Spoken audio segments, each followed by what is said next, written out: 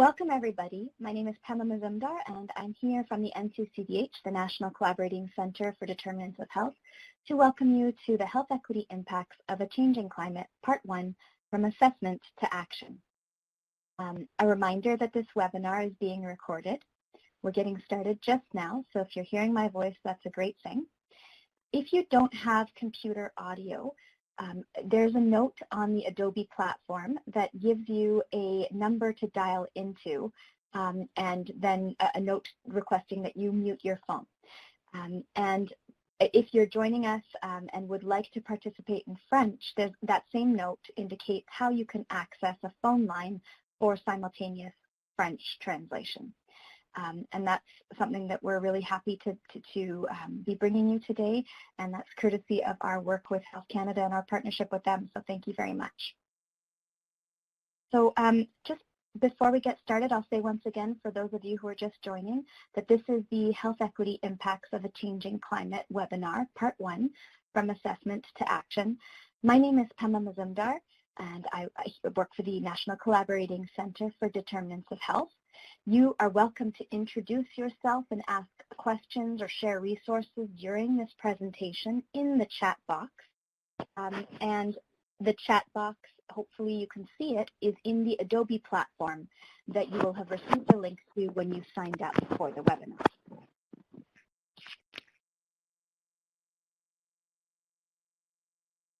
I want to begin by acknowledging that the National Collaborating Center for Determinants of Health is located in Mi'kmaq, the ancestral and unceded territory of the Mi'kmaq people. And we acknowledge this land not only in thanks to the Indigenous communities who have held relationship with this land for generations, but also in recognition of the historical and ongoing legacy of colonialism. And personally, I'd like to note that I'm speaking from Toronto, the traditional territory of the Wendat, the Anishinaabeg, the Haudenosaunee, Métis, and the Mississaugas of the New Credit First Nation. As I work to understand and act on the links between climate, health, and equity, it's my commitment personally to also recognize how colonial systems and practices have placed and continue to place Indigenous communities at higher risk of climate change impacts. And as I continue to work in this area, I also want to recognize the assets within Indigenous communities that have driven such resilience and do my best to increase opportunities to center Indigenous knowledges in public health practice so that we, as a public health community, can learn differently and do necessarily differently for a better result. I'm going to move to the next slide, and I'm saying that for those who are following along with the French slides.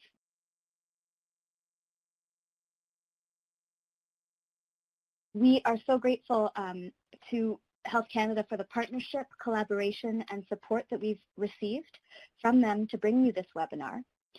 And I'd like to also give a special thanks to Katie Hayes and our speaker, Rebekka Schnitter, both from Health Canada's Climate Innovation Bureau, and Sona Mohnot, our other speaker from the Greenlining Institute. We really couldn't have done this without you, so thanks to all of you. I also should mention that I work, as I mentioned at the very beginning, you might have missed it, for the National Collaborating Center for Determinants of Health. And the NCCDH is one of 6 centers, one of 6 national collaborating centers for public health in Canada. And the NCCs exist to support that kind of public health infrastructure that we hear about so much in the news these days with COVID-19, but that is often quite invisible. And so there are 6 different NCCs, each working across Canada, each working in French and English, and each looking at a different theme within public health. The NCC for Indigenous Health is located and hosted at the University of Northern British Columbia in BC. The NCC for Environmental Health is located in Vancouver and hosted by the BC CDC. The NCC for Determinants of Health, my NCC, is located and hosted by the St. Francis Xavier University in Antigonish, Nova Scotia.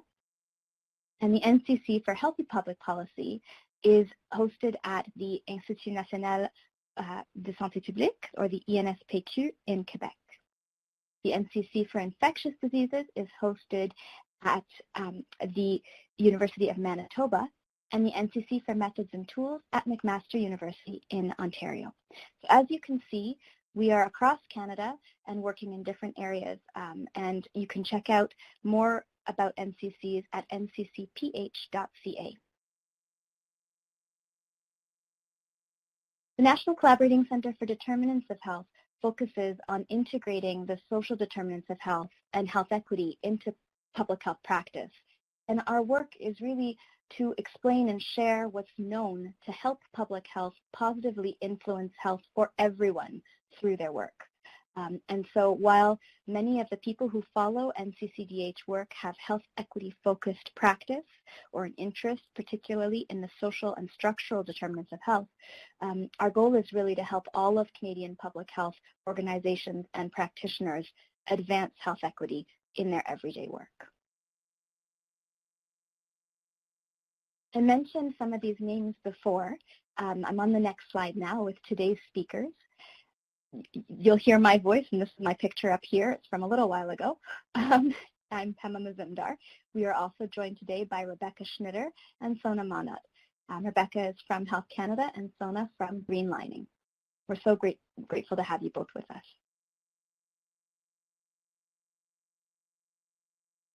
So I want to begin by saying that our goals for today's webinar are really to increase understanding about the health equity impacts of climate change and to identify opportunities for public health staff to both take a health equity approach as they assess and report on the direct and indirect impacts of climate change, and also, importantly, to operationalize equity in climate adaptation and community resilience policy and programs. Climate change, as I'm sure you all know, is a long-term change in weather conditions. It's already underway, and it's already an urgent health issue for Canadians. It's already an urgent health equity issue as well. And in case the people on the line don't have a sense of how, we'll do a quick overview. But I'll also put some links into the chat box to give you an opportunity to do some further reading on this topic. Health equity, of course, has to do with being able to achieve your full health potential without being disadvantaged by factors that are both avoidable and unfair. And just as health equity is about social justice, it's also about environmental justice. The fact that those who are most affected by climate change are often the least responsible for causing it and the most excluded from climate policy discussions and decisions. And here I want to point out that there's a bit of a myth at play in the narratives that I tend to hear and absorb about Canada. And so I thought sharing that might help the way that some of you might frame this for yourselves. In reference to the States, I often hear about the history of slavery and Jim Crow laws and how systems have advantaged white people to accrue financial and social resources. But I hear less about how systems were designed unequally in Canada. And there's this sort of idea, and I encounter it in my everyday conversations and sometimes even in my reading, about how in Canada we do better. How as a country, we are better than that. And while I'd love to believe that's true, I also think it's important to recognize that we as a country imposed a racist system of residential schooling, dividing and relocating Indigenous families and communities, how we still have the Indian Act, how we have our own history in Canada of Japanese internment, and of course anti-Black racism, and how, for example, in Nova Scotia, sources of industrial pollution and toxic waste have long been located near Black and Indigenous communities. And this practice is referred to, in some of the academic kind of world as environmental racism. And this continues largely to be tolerated today. So I'll drop some links about this in the chat box, particularly some resources and advocacy by people like Dr. Ingrid Waldron and others in the chat box for you to do some further reading or connect with others about it. But the slide here that you'll see has a framework by the Pan American Health Organization, and I think that too is worth sharing because it brings these different pieces together. It shows how climate change makes existing inequality worse, particularly for those who experience racism and colonization, low income, and social exclusion. And these folks are more likely to be vulnerable to climate change because they're more likely to be exposed to the impacts such as extreme heat and air pollution, more likely to be sensitive or susceptible to climate impacts because of, for example, chronic conditions or living in substandard housing, the conditions of everyday life that drive susceptibility. And they're less likely to have the resources needed, financial and otherwise, to adapt and recover from climate impacts. For example, to rebuild after an extreme weather event or access full treatment. And so the NCCDH, as I mentioned before, because we have a mandate to support public health in addressing the social and structural determinants of health, we have given this topic some thought, because climate, as you'll see from this framework here, is indeed listed as a structural driver of health equity and living a dignified life. And some of our resources, I'm moving to the next slide here, can be accessed at this link. I'll also drop it into the chat box when I'm done. So that's just a quick intro, and you're going to hear so much more from our presenters today, and I'm really excited to hear from them. But there's lots of work and good research on this topic, and unfortunately, less movement forward. So we're hoping that today's conversation can help to shift that.